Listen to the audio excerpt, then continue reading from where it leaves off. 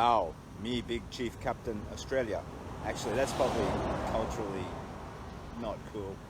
I'm an old person and I grew up when, all that sort of stuff was okay. So it takes a while to teach an old dog new tricks. So this is Captain Australia and it is day 23 of my big walk. So right now I am at a place called Lake Cathi. Spelt Cathie. I thought it was Cathi, but it's Cathi. And pressing south towards Harrington after a bit of a rest here. It's temperature-wise, it's not that hot. Like I did practice walks in heat up to 36 degrees. G'day, Sonia, how you doing? Yeah, and I tolerated the heat really well. G'day, Kaz. But today it's oppressively hot, and yet I think it's only below 30 degrees.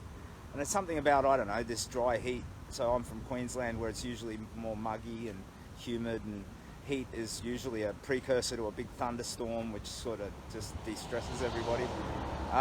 Anyway, Sonia says, oh, one of my and my husband's favourite spots. Oh, Lake Cathi. Yeah. So I'm only just on the outskirts. I haven't actually seen the lake or anything yet, but I found this big old shady tree. So I'm just having a bit of a rest because I've been slogging through the sun.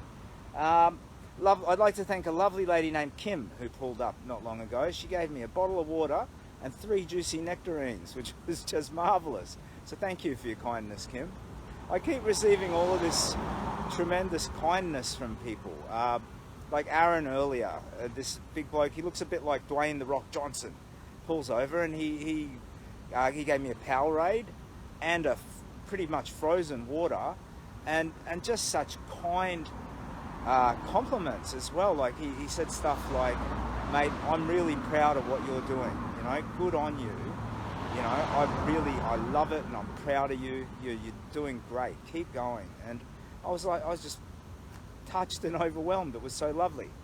Now I'm aware too that I think a bit of media has gone out today in different places. So did an interview last night and I think she published it today.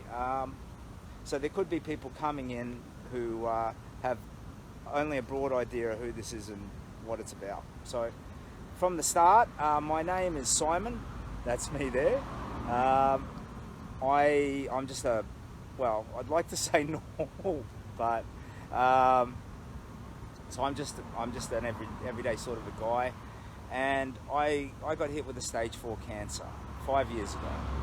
It was a 6 months to live deal, but I had a 40 to 60% chance that treatment would either shrink the tumour and it might be surgically manageable, or even completely outright get rid of it. And I got lucky. Beat it. Total metabolic response. And the following years I thought I was okay, but I wasn't. And I didn't ask for help. And hey Jules, how'd you go today, mate? You doing good? I met Jai. So Jai and Jules put me up at their place, like at Woolgoolga, probably about a week ago now, I guess. What a lovely pair of humans they are, and their little dog Bronte. And Jai, I just met him on the road not so long ago. He pulled up, having found me halfway to Lake Cathi, and said g'day. But yeah, anyway, the whole thing, bouncing back from cancer, I did a garbage job at it, and I didn't ask for help, and I just had this slow, progressive decline. Just, I don't know, the idea that cancer could come back for you at any time, the idea that you would be abandoning your children, they'd need your light in their life, and you'd be taking that away from them by dying. Shame and fear and grief and all that stuff. So it kind of crippled me, and I fell into an existential crisis. And I remembered hope. I had this memory of a time in my life where I created hope, because I left home really early, age of 15. It was to get out of a bad situation, and it was a time of hope and adventure. And I walked from Brisbane to a place called Gloucester outside Sydney. And it was marvellous. And I just had that hope that if I did that again, I could heal myself. And that's how it started. So I realised I was going to take a big walk, and it was to fix myself. And then later, it started to work immediately. I started walking every day and started getting better. And later, I realised if I was going to do it, I could do it for charity. And I chose to superhero up for science and do it for the Kids Cancer Project. So I think that amplified my healing dramatically, and that's why we're here today. So if it were just me and I were just doing a walk, I'd probably continue through to Sydney just because I'm not that far away from there now. And then I'd toddle off home back to my family, because I think I've achieved most of what I wanted to achieve just by letting go of all of that grief and all of that other stuff. Like, I was walking down the beach in the first weeks, just seeing light come through the clouds, hearing the ocean, and just weeping. And I was releasing pent-up grief and pain and rage and all these sort of feelings that I just hadn't processed. Not just from my cancer, but from way back. So, yeah, if it were just me, I'd probably just quietly toddle off home and whatnot. But it's Captain Australia's Big Walk, and it's for the Kids Cancer Project. So we're going to Melbourne, baby. And yeah, I surprise myself that I have now absolutely zero doubt that I'll achieve that. You know, it's hard, it hurts, it's not easy, it's an ordeal. There's heat, there's rain, there's leeches, there's all kinds of problems. But bam, I've got it, no worries. And the reason why that confidence has grown in me is because I allowed hope back into my life, and I breathed life into it, and I grew it, and I shared it, and it came back and stronger in the sharing. And I mean, hope just sort of unlocked all the possibilities, because hope is really just the belief that positive outcomes are available to you if you do the work. But now, having done the work, or in the process of doing the work, there are other things now coming in to inhabit me alongside the hope, you know, like a sense of personal strength and resilience. So I'm no longer that broken man who says, oh yeah, I'll do it and I'll fix it, but I'll do it tomorrow, and I'll do it tomorrow. Oh, and I failed then, okay, so I'll do it the day after tomorrow. And now I'm just pretty much all good. So leaning against my backpack and stretching out the legs. The feet are healing up really nice, so I don't even really bother to take the boots off anymore. They're like a second set of feet. So all good. And yeah, I'm hanging out here at Lake Cathi, and I'll piss off south. I didn't mean to swear then, I apologise. I will continue south probably in about 30 minutes or so, just let the legs stretch out.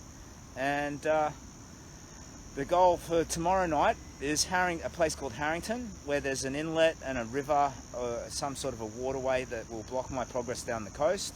So I'll either need to turn inwards and get on the motorway, or see if I can't beg a fisherman for a ride.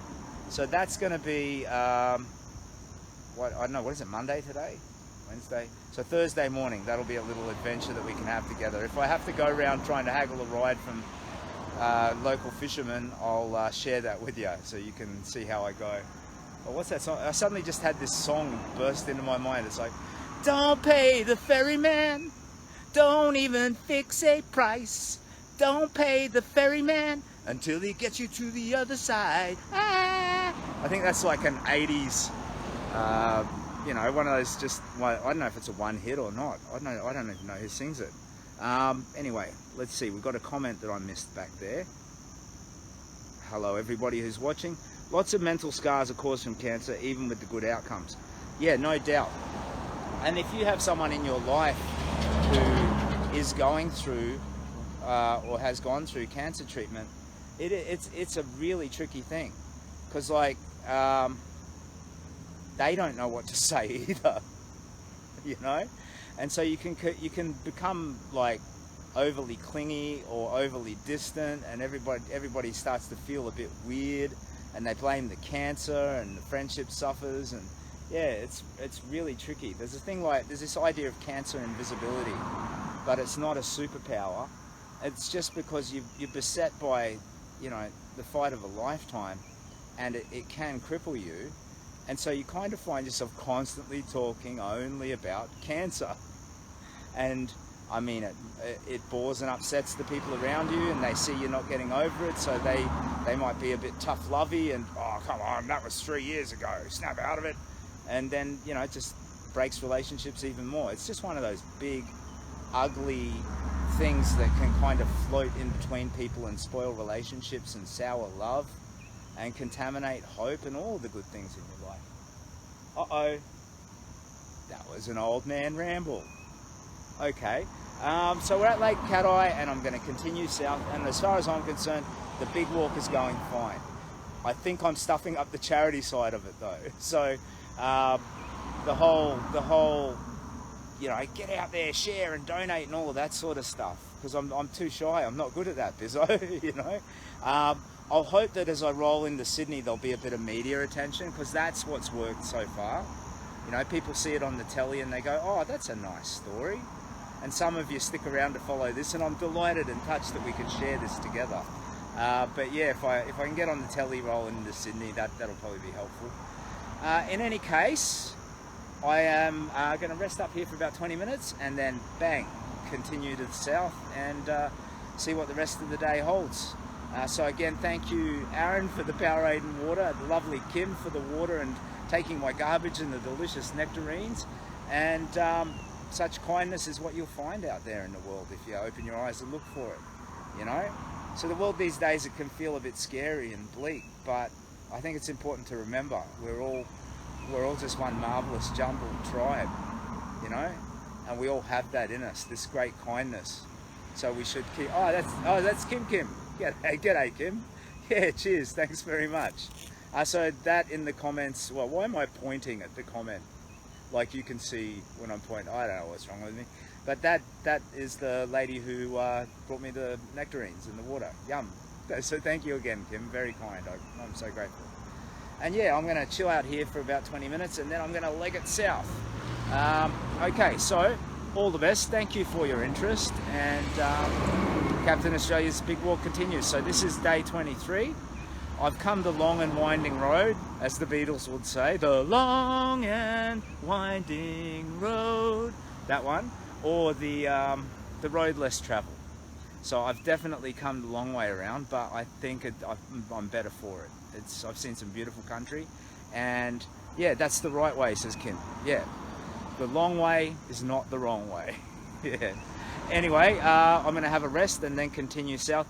All the best. Thank you so much. You all take care of yourselves, okay? And each other.